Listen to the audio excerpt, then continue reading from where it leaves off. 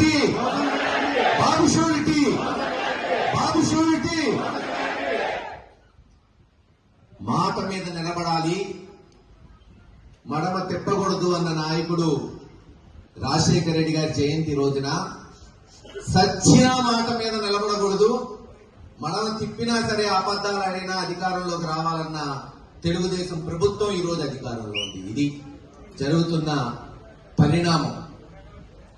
గత సంవత్సరం నుంచి మనం చూస్తున్నాం. చిన్నప్పటి నుంచి రాజకీయాలు నిశితంగా పరిశీలించిన వ్యక్తిగా చెప్తున్నా, ఇంత భ్రష్టు పట్టిన ప్రభుత్వం ఒక్క సంవత్సరంలో బహుశా గడిచిన 40-50 సంవత్సరాల్లో మనం ఆంధ్ర రాష్ట్రంలో చూసుంటాం. అందుకే మీరు చూస్తున్నారు, మొన్న ఏబిఎన్ ఆంధ్రజ్యోతి ఛానల్లో ఒక కథనం వచ్చింది. చంద్రబాబు నాయుడు గారు ఓడిపోతే 3 సంవత్సరాలు పట్టింది తేలుకోవడానికి, మళ్లీ రోడ్డు మీద రావడానికి. అక్కడ కేసీఆర్ గారు ఉద్యమ నాయకుడు, కనీసం 1.5 సంవత్సరం పట్టింది తెలంగాణలో. ఈ జగన్మోహన్ రెడ్డి గారు 3 నెలల్లో పరిగెత్తిస్తున్నాడు మళ్ళీ ఆంధ్ర రాష్ట్రంలో. వాస్తవే. ఎందుకంటే పాలక పక్షమా ప్రతిపక్షమా కాదు, మన పార్టీ ప్రజల పక్షం గుర్తుపెట్టుకొని సోదరులారా, ప్రజల పక్షాన నిలబడినోడు. పదవులు వస్తుంటాయి పోతుంటాయి, అధికారం వస్తుంటుంది పోతుంటుంది, కానీ ప్రజల పక్షాన నిలబడిన నాయకుడు, ప్రజల గుండెల్లో నిలబడే నాయకుడిగా ఉండిపోతాడు. దానికి నిదర్శనమే డాక్టర్ వైఎస్ రాజశేఖర రెడ్డి గారు. గడిచిన సంవత్సరం నుంచి చాలా మంది నన్ను అడిగే ప్రశ్న, ఏంటి సార్ ఇన్ని పనులు చేశాం, ఇంత సంక్షేమం చేశాం, మరి ఏంది ఓడిపోయాం?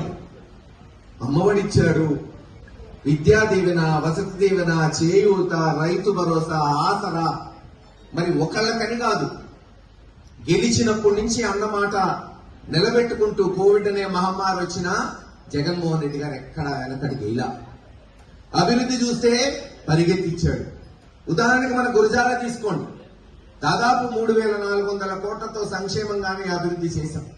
చరిత్ర కలిగిన దాచేపల్లి గురజాలని మున్సిపాలిటీ చేశాం, మెడికల్ కాలేజ్ తీసుకొచ్చాం, 60% కాలేజు, 90% హాస్పిటల్ పూర్తి చేశాం, పిడుగురాళ్ల బైపాస్ పూర్తి చేశాం, రోడ్డు వెడల్పు చేశాం, మన తాగునీటి పథకాలు మొదలు పెట్టాం, కొన్ని వేల మందికి పట్టాలు ఇచ్చాం. లేదు గురజాల దాచేపల్లి బ్రహ్మాండంగా జాతీయ రహదారి, ఇలాగ అనేక కార్యక్రమాలు, శాశ్వత పథకాలు. దాచేపల్లి వరదలు వచ్చి ఆ రోజు చంద్రబాబు నాయుడు గారు వచ్చి వరదలు ఆపుతానంటే మళ్లీ తెలుగుదేశం పోయే సంవత్సరానికి వరదలు వచ్చినాయి. కానీ ఒక ముఖ్యమంత్రిగా చంద్రబాబు నాయుడు గారు చెల్లింది, ఒక బిడ్డ ఎమ్మెల్యేగా మీ బిడ్డ కాకి మహేష్ రెడ్డి చేసి పెట్టాడు. ఇలా అనేక పనులు చేసినా మన అనేక మంది అడుగుతుంటారు, ఏంటండి ఓడిపోయాము. కొన్నిసార్లు తప్పదు, కాలం రూపంలో వస్తుంటుంది. మహాభారతంలో సన్నివేశం ఉంటుంది, యుద్ధం అయిపోయింది, పాండవులు గెలుస్తారు. ధర్మరాజుని శ్రీకృష్ణుడు చెప్తాడు, పోయి భీష్మాచార్యుడి దగ్గర విద్య నేర్చుకో, భీష్మాచార్యుడు వంటి వ్యక్తి చనిపోతే ఇంకా రాజనీతి చెప్పేవాడు లేడని. ధర్మరాజుని చూసిన వెంటనే భీష్మాచార్యుడు అంటాడు, వాళ్ళు ఏం గెలిచారా నల్ల రాజట ధర్మజుండు, సురరాజు సుటుండట ధన్వి, ఛాత్రోద్వేజకమైన గాంధీవము విల్లు అట సారథి, సర్వయోగ సంయోజకుడైన చక్రి ఉగ్రధరాధనుండు భీముడై యాజికి తోడు వచ్చినట్ట ఈ పాండవులకు ఆపద కలుగున ఏమి చెప్పాము. ఊహించండి, యావత్ భరత ఖండానికి రారాజు ధర్మరాజు. పోనీలే ధర్మరాజు ఏముందిలే, కొట్టేద్దాం అనుకున్నావా, పక్కన అర్జునుడు. ఏముందిలే అర్జునుడు అంటే గాంధీవం ధరించిన వ్యక్తి. ఇంతేనా అంటే శ్రీకృష్ణుడు రథసారథి. ఇంతేనా అంటే మళ్ళీ గదాధరుడు భీముడు తోడు. కానీ ఇంతమంది ఉన్నా ఆ ముందు రోజే అశ్వత్థామ వచ్చి ఉప పాండవులు చంపాడు. అంత గొప్ప పాండవులకే ఆపదొస్తే మనం ఎంత సోదరులారా ఆలోచించండి. మరి ఇన్ని పథకాలు చేపట్టిన జగన్మోహన్ రెడ్డి గారు ఓడిపోయాడంటే కాలం, కష్టం కాలం ఇతరు అతిక్రమ అన్నట్టు కాలాన్ని ఎవ్వరు అతిక్రమించలేరు. ఏమో ఒక్కొక్కసారి కొన్నిసార్లు మంచే జరిగిందేమో. జగన్మోహన్ రెడ్డి గారే గెలిచి మళ్లీ పథకాలే కొనసాగితే ప్రజల్లో ఆయనకున్న విలువ ఇంత పెరిగేది కాదేమో. బహుశా ముఖ్యమంత్రిగా ఉండకన్నా ఈ రోజు ఓడిపోయిన తర్వాత ఆయన విలువ 10 రెట్లు పెరిగింది ఆంధ్ర రాష్ట్రంలో.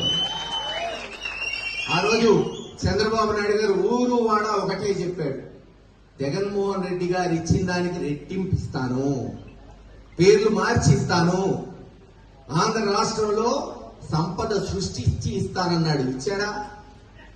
ఒక్కొక్క ఆడపడుచుకి నెలకు 1500, సంవత్సరానికి 18,000 ఇస్తా అన్నాడు. ఇచ్చాడా? 20 లక్షల మందికి ఉద్యోగాలు ఇస్తా అన్నాడు. ఉద్యోగం ఇచ్చే వరకు నిరుద్యోగ వృత్తికి నెలకు 3,000 ఇస్తా అన్నాడు. ఇచ్చాడా? 3 గ్యాస్ సిలిండర్లు ఫ్రీగా ఇస్తా అన్నాడు. ఇచ్చాడా? ఆడవాళ్ళు అదే చెప్తున్నారు, గ్యాస్ వచ్చింది కానీ గ్యాస్ కొట్టడానికి గ్యాస్ వచ్చింది కానీ గ్యాస్ సిలిండర్ రాలేదయా అంటున్నారు. ఫ్రీ బస్ ఇస్తా అన్నాడు. ఇచ్చాడా? తెలంగాణలో అయిపోయిందంట బస్సు. పోనీ పేరు మార్చాడు, అమ్మఒడికి తలకి వందనం చేశాడు. అందరికి ఇచ్చాడా? లేదు. మోసం, దగ. మొన్న వాళ్ళ ప్లీనరీ జరిగితే దాంట్లో లోకేష్ గారు అడిగాడంట, అందరు కార్యకర్తలు అడుగుతారుగా, మరి ఏం సార్ సంవత్సరం అవుతుంది ఇళ్ళకు పోవాలంటే తిడుతున్నారు. చంద్రబాబు నాయుడు గారిని అడిగారంట, నానా ఇంకా సంవత్సరం అవుతుంది, మరి పథకాలు ఇవ్వాలి కదా, సూపర్ 6 ఎప్పుడు ఇస్తామని అడిగితే బాలేనిరా ఇద్దామన్నాడంట, కొడదామన్నాడు. బాలేంది, కొట్టేదేంది, 6 ఏంది అంటే నీ తెలియదులే, బాలేని ఎవరెయ్యాలన్నా అంట. వేసేవాడు అంటాడు, అప్పుడు కొడదాంలే అన్నాడు. పోనీ 6 మాట దేవుడికి ఎరుగా, ఆ 4, 2, 1 ఇద్దామంటే, అరే పిచ్చోడా, చిన్నప్పుడు పిల్లలు అన్నం తినడానికి జాబిల్లిరా కొండెక్కిరా అంటాం, జాబిల్లి వచ్చిద్దా ఏంది, మురాయిస్తాం, అలాగే ఓట్లకు కూడా అంతే అన్నాడు. మరి అడిగాంట లోకేష్ గారు, అదేంటి ఈసారి ఇది చెప్పాం, ఈ పనులు చేయకపోతే రేపు ఓటు అడగాలి కదా అంటే, నీకు ఇంకా రాజకీయం కొత్త అనుకుంటా, నేను 40 ఏళ్ల నుంచి ఎన్టీ రామారావు గారిని దించి ఎక్కినోడిని, నీకు తెలియదు అనుకుంటా, ఈసారి ఇంకోటి చెప్తామన్నా అంట. ఏం చెప్తాం అంటే, జాబిల్లిరా కానెక్కిరా అని చెప్తాం, కొండెక్కిరా అని చెప్పొద్దు. ఈసారి ఏముంది చెప్పటమే కదా, ఇచ్చేవాడికి కదా తెలిసేది. ఈరోజు అట్టున్నాయి పథకాలు.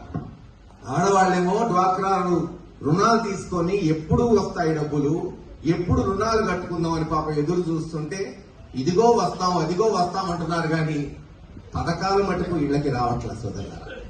నిన్న మనం పెట్టినట్టే గడప గడప పెట్టారు, చూసా వీడియోలు.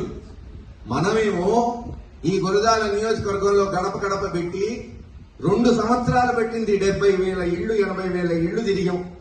మొన్న ఒక ఎమ్మెల్యే అంటున్నాడు, ఎక్స్ ఎమ్మెల్యే పాపం, జగన్ గారి ఈ యాత్ర పెట్టిన వెంటనే, అన్నా ఈయన నిద్రపోనీడు, మనల్ని నిద్రపోనీడు, కాళ్ళు అరిగిపోతున్నాయి, 40-50 ఏళ్లకే మోకాళ్ళు మార్పిడి చేయించుకునే పరిస్థితి వచ్చేటట్టుంది జగన్మోహన్ రెడ్డి గారి వల్ల.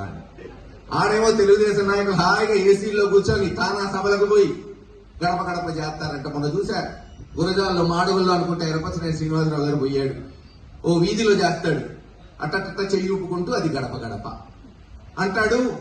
మహేష్ రెడ్డి ఆయన క్యారేజ్ ఆయనే తెచ్చుకుంటాడు, ఆయన అన్నం ఆయనే తింటాడు అంటాడు.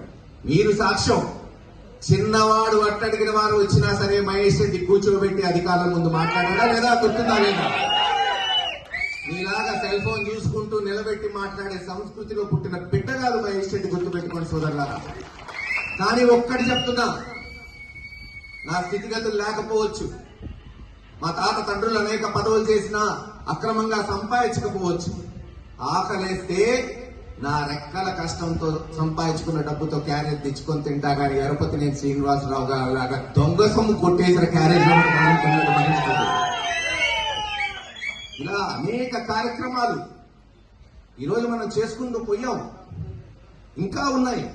ఇందాక వక్తలు చెప్పారు, ఈరోజు మన పోరాటం తెలుగుదేశంతో కాదు, వాళ్ళ పెంపుడు కుక్కల్లాగా తయారైన కొంతమంది పోలీస్ అధికారులతో, అందరితో అన్నట్ల కొంతమంది అధికారులతో. గ్రామంలో మీ మీద చేసే దమ్మున నాయకులు లేరు, అది నాకు తెలుసు. ఎందుకంటే తాట తీస్తారని మీ దగ్గర వాళ్ళకి తెలుసు కాబట్టి. అక్రమంగా కేసులు పెట్టడం, చాటును పోయి పెట్టడం, సిఐల చేత ఎస్ఐల చేత కొట్టియటం చూసాము ఈ సంవత్సరంలో. చాలా చూసాం, నా చిన్నప్పటి నుంచి బాంబు దాడులు చూసాం, బాంబు సంస్కృతి చూసాం, రిగ్గింగ్లు చూసాం, అన్ని ఎదుర్కొన్నాం. కానీ ఏ రోజు కూడా పోలీసులు అడ్డం పెట్టుకుని తెలుగుదేశం కొట్టించిన దాఖలా చూడ.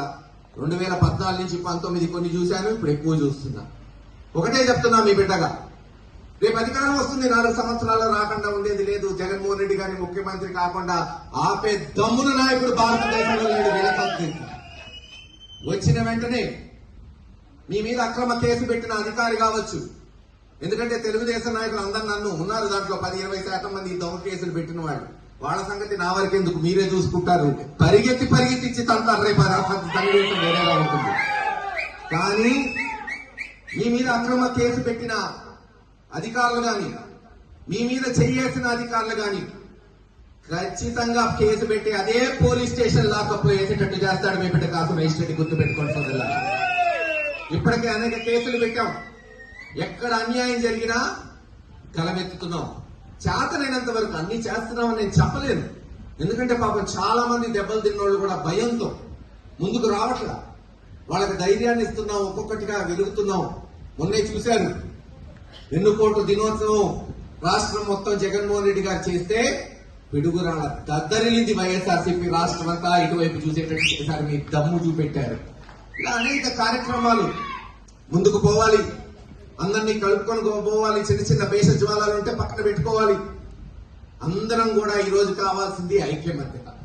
ఎవరిని పోలీసులు తీసుకెళ్లారు, ఎవరికి అన్యాయం జరిగింది, ఎవరిని కొట్టారనేది కాదు, కొట్టిన బిడ్డ మన బిడ్డ అనేది గుర్తు పెట్టుకోండి సోదరులారా. అలా నలిగితేనే, అలా ముందుకు పోతేనే మనకి భవిష్యత్తు ఉంటుంది.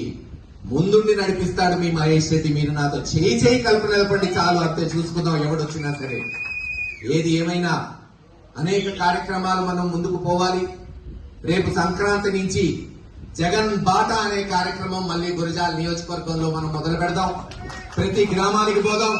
ప్రతి గ్రామంలో మళ్ళీ పల్లె నిద్రలు ఉంటాయి. అందరినీ సమైక్య చేసుకుందాం. ప్రజల కష్టాలు తెలుసుకుంటూ, వాళ్ళకి జరిగిన అన్యాయాన్ని వివరించుకుంటూ ముందుకు పోతే తప్పకుండా 4 సంవత్సరాల్లో, బహుశా అది 3 సంవత్సరాలు కూడా కావచ్చు. చూస్తుంటే ఎన్నికలు జమిలీ ఎన్నికలు అంటున్నారు. జమిలీ పెడతారా, జనరల్ ఎన్నికలు పెడతారా? ఏ ఎన్నిక పెట్టినా గెలిచేది వైఎస్ఆర్సీపీ పార్టీదే, ముఖ్యమంత్రి అయ్యేది జగన్మోహన్ రెడ్డి గారి అనేది గుర్తు పెట్టుకొని ముందుకు పోతూ ఈ రోజు ఈ సమావేశానికి విచ్చేసిన మీ అందరికీ పేరు పేరున ధన్యవాదాలు తెలియజేసుకుంటూ జోహార్ వైఎస్ఆర్, జోహార్ వైఎస్ఆర్.